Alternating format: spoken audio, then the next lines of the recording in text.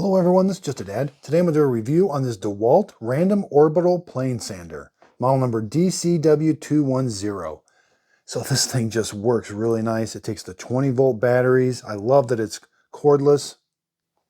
So it takes the 5-inch sanding disc, and they're held on there with Velcro, which that's just a really easy way to change these out, and then you're ready to go. Okay, so with this sander now, I can turn it on and it'll stay on. So I can take my hand off of it, and it also has speed control. I can go all the way down to low. I can ratchet it up. So this just fits in your hand really well. It's super lightweight. And the batteries do last a long time on this. We've even got a dust collector right here that does get quite a bit of the dust. Now you're going to turn this collar till it clicks, and then it'll come off. You can see, look how much dust I've gotten in there from this. This thing does a really good job.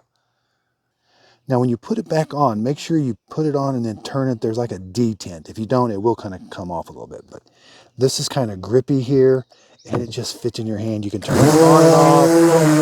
You can control it all with your finger. So I hope this video helps. Thanks everybody for watching.